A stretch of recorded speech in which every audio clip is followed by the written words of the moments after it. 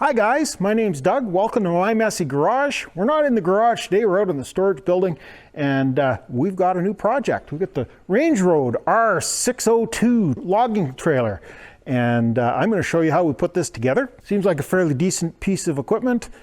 I purchased this with my own money. This has no affiliation with Range Road or any of the other distributors of this style of trailer. Just something I wanted to try. Thanks a lot for watching, and hopefully you enjoy this one.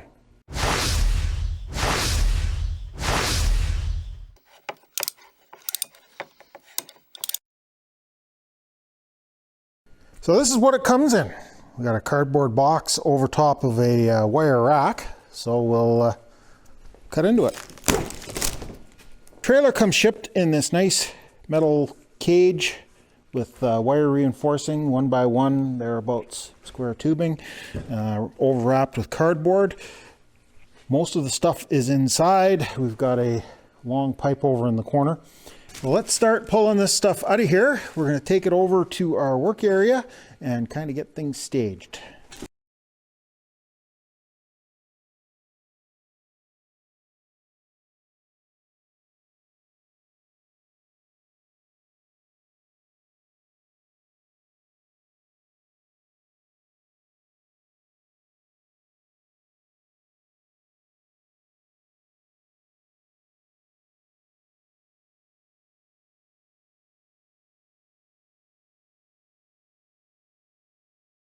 I've kind of got things laid out here the way we're going to be assembling them. I haven't opened up the instructions yet. The instructions come in this nice little cloth bag.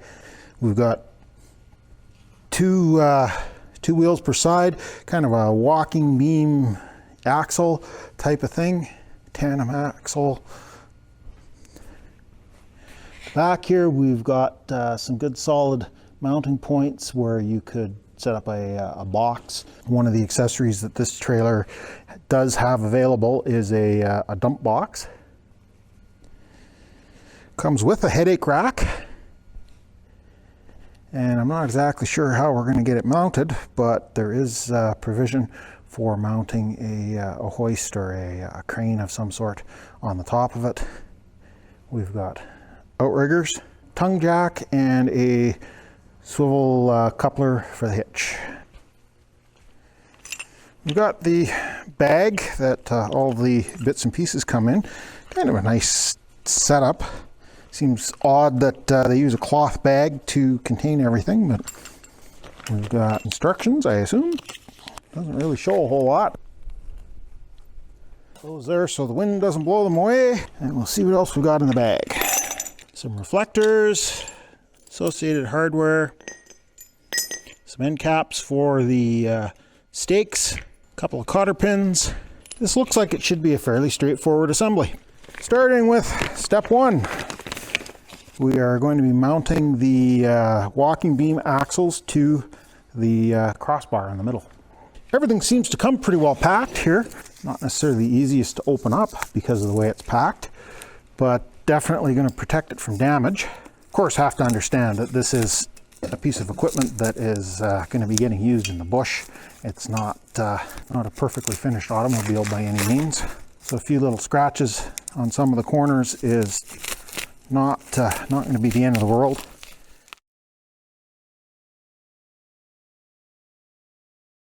The way these walking beams attach to this main cross assembly is using a large pin. Pin fits through. This one's a little stiff. The other side fits through quite nice. Definitely need to grease these up though. And there's a grease fitting in the end and then a passage so that the grease comes out onto the bushing. That seems to fit okay. We want to check the grease fittings here, make sure there's not a bunch of debris in there. And I do see some burrs, so we're gonna have to get that cleaned out of there. And likewise, that has some little curly-Q debris in it. So the way we're going to get this out of here, take a ratchet, pull the Zerk fitting out. They're not anything too terribly complicated. And then we go down inside with a long screwdriver, see if we can get it. And absolutely, it is packed with debris. definitely a gotcha. You want to make sure that you get that out of the center there, because that debris will definitely chew up the bushing on the walking beam axle if you force it into the bushing with grease. So there we are, that is cleaned up. I'll bring you back when I get the other one cleaned and we're ready to put the walking beams onto the main frame. So we've got 8mm grease nipples here, and snug it down. Now I think what I'm going to do is grab the grease gun and I'm going to force some grease in there till I get some coming out of the hole. First of all, then I know that the grease is going to be coming out into the bushing. Second of all, if there is any little bit of debris left in there, I kind of purge it out. So we force the end of the grease gun on there. Roll this over so we can see.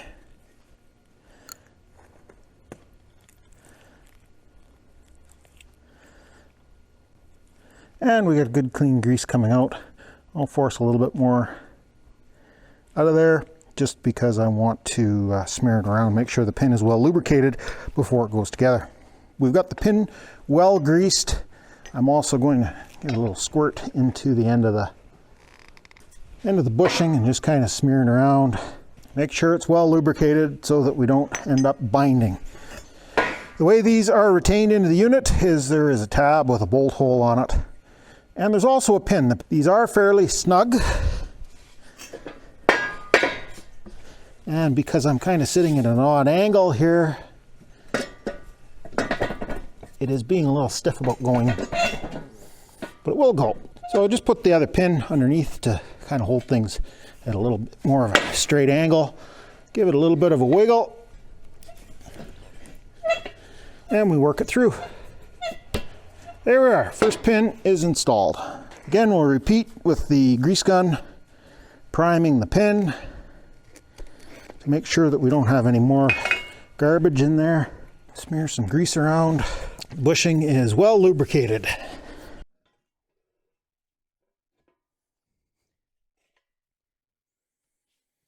So we've got a bolt that goes in here, but if we go in, kind of sticks out a little bit on the far side and the walking beam could catch on that. So if we stick it through from the back side out and put the nut on the outside, that will make the interference with the walking beam much less of a possibility.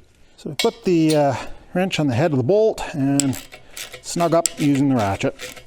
Rinse and repeat on the other side. And we probably don't want to over torque these fasteners 2,000 foot-pounds by any means. They are cheap fasteners. The whole purpose of this bolt is just to keep the pin from walking out of there. It's not designed to support any of the weight that the trailer is going to support. And the instructions do specifically show that the bolt is supposed to go, the bolt head is supposed to go on the inside. So you'll notice here something that I did a little bit wrong. I put a washer under the head of the bolt, which is kind of typical common practice. However, it very specifically says that the both washers are supposed to be under the nut. Let me pause here for a second. I'll switch that around and I'll bring you back when we're ready to start putting some tires on.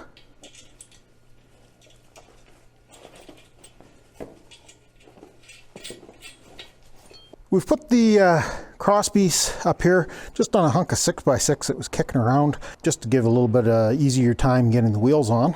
The wheels are labeled left and right, and they're nice and light, actually, surprisingly.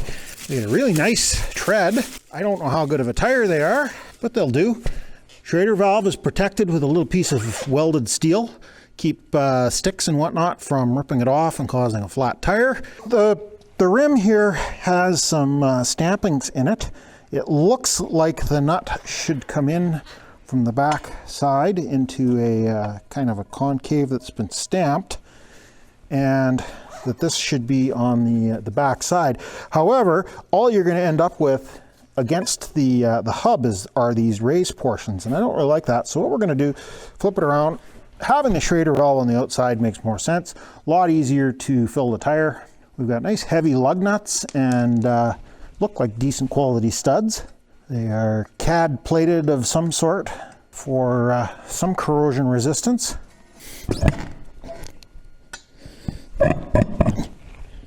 the lug nuts started on here, and then I'll grab the impact and buzz them down. Now this is just an M12 impact gun, so it's not going to do the final tightening on here, but at least that gets us started. Before we're done, we'll make sure to go over those with a breaker bar and just make sure that they're snugged up properly. Let me get the other side done and I'll bring you back. So moving on to step 3, we've got to get the cross beam. Step 4, get the headache rack installed, and step 5, getting the tongue installed. All kind of has to happen at once, and the tricky part here is that we've got to make sure that the holes are lined up vertically for the tongue, because it's a full swivel tongue. So let me slide that beam into the front of the cross beam, and we'll get that set up. We've got 4 bolts that need to go into the front of the cross beam. They lock this tongue into place. Kind of gives you a little bit of adjustability so that you can make the trailer longer or shorter. And the nuts that are on here are going to work as lock nuts. So we tighten this into the welded boss on the trailer, and then the jam nut goes in and prevents these from walking back out again. And we want to make sure that we don't put them in too far so that they impede the beam from going in.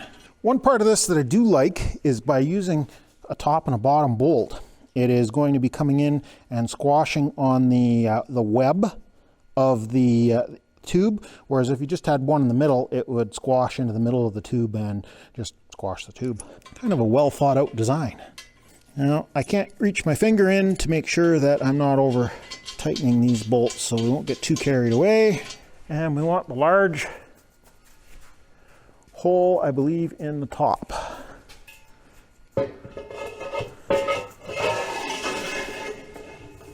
Slide that in far enough and we'll let it sit there.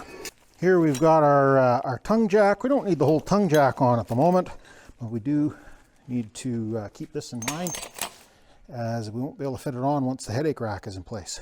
So we slide this on. We'll take it all the way back. For now, there are bolts that will go in there. Remember what I just said about the 4 bolts holding the tongue pipe in place.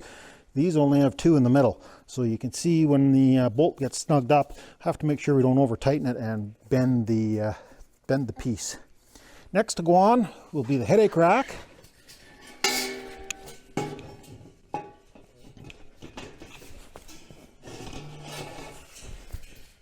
Then we've got our mount for our tongue jack.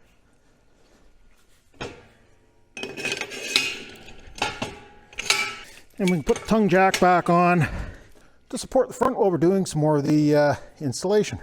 One thing I notice here, they don't even mention the tongue jack. It's not on here.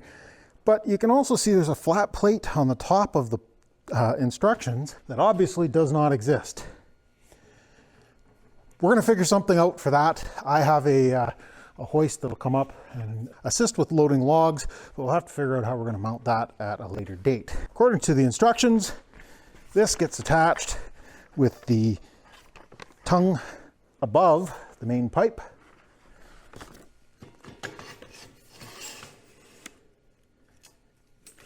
Gets shoved in like that, and now we put some bolts in it.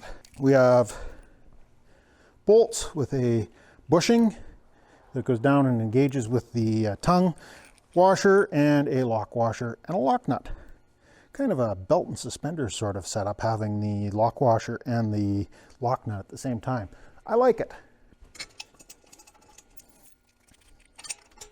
We're following the instructions, but we've hit a little bit of a snag here, and that is that there's a grease fitting on the back of this swivel that is going to need periodic greasing, and with the heads of the bolts put in the way they describe it in the instructions, it's just not going to fit. So I think what we're going to end up doing here is flipping this stuff over so that the heads of the bolts will be at the top, but the nut and this bushing that locks everything in place will be on the bottom. It gives us just a little bit of extra space to get at that grease fitting, and if it's easy to maintain things, chances are a lot better that it actually will get maintained. So all of these steps that we just did, we got to undo. Well, this is definitely not the way they describe doing it in the instructions. I like this better, and everything should work out just fine. And that's got the tongue put together. We'll give this a few pumps of grease.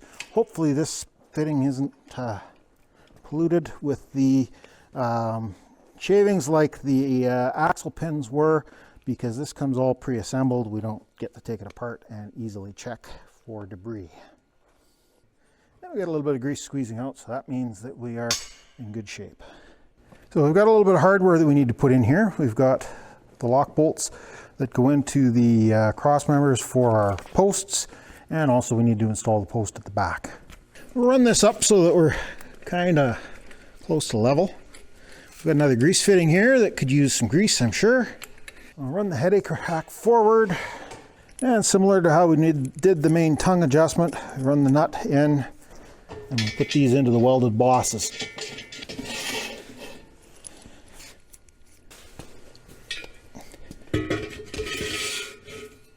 For the back rack, we make sure we put the tabs towards the rear.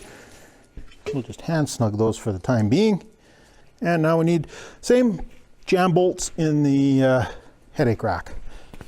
These are quite a bit larger bolt. I'm not sure that that's necessary, but possibly that's because the lifting hoist gets attached to the headache rack. That may be the reasoning for going with larger bolt. I'll just hand tighten those for now. One item that we have that doesn't show up on the plans at all are outriggers. And this is a nice addition. Quite honestly, I was planning on building outriggers that would end up getting welded to this, so it saves me having to do so by having them included in the kit. The outriggers come with these nice pins that can be adjusted as needed. Something tells me that some care will have to be taken with those to make sure they don't get lost.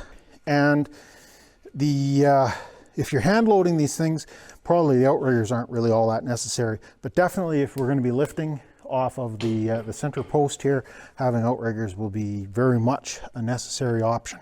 Definitely stabilizes the front of the trailer quite nicely. And aside from doing some tightening, the final things that we have to deal with are the stakes. The stakes drop down into the stake pockets. And you'll notice that these are painted a nice bright orange color. I don't know if that's paint or powder coating. Almost looks like it's powder coating.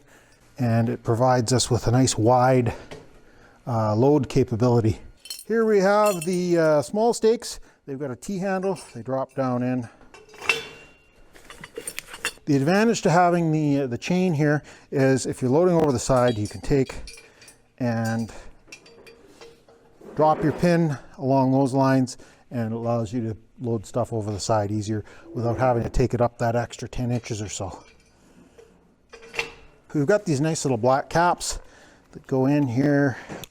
It's going to take a little bit of, shall we say, persuasion. Started in holes. A little bit of a burr here that I'm sure would be absolutely razor sharp if you caught your hand on it. And we'll give it a little talking to.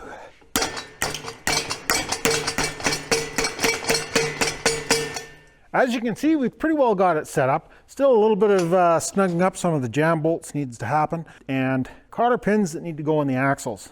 Now we ordered in 2 of these. My friend Tom, who's actually running the camera for me, got one, and he didn't get any cotter pins for his to go into the axle pins. I don't know why he was missing them, but definitely I got the cotter pins for mine. And interestingly, the holes are not aligned horizontally on the axle pins. Obviously, it's just the way they were welded. Not a big deal, but makes things more difficult for installing the pins. One more accessory that we got for this was the ski kit. I'm going to say 1.5 inch square tube welded with like about a 3/8 inch plastic skin on it. And the way this attaches is we set the tires down inside the ski, and then we run a ratchet strap across the top. And the price of the skis weren't that bad. I'm going to say, I think they're about $300. I'll put a price up on the screen and you can see what we actually paid for them. Not unreasonable considering what we've got here. And it basically takes this from being a 3-season piece of equipment to providing 4-season use. Some thoughts I have on this. I'm going to start off by saying that we purchased these 2 trailers on our own. I kind of bought it with the idea that it would be a good YouTube video, but that we definitely haven't discussed it with the distributor at all. This is just something I wanted to do. The finish of the galvanizing, this trailer doesn't look too bad, but some of the pictures I've seen online, the galvanizing does leave a little bit to be desired. It almost looks like just silver spray paint on here.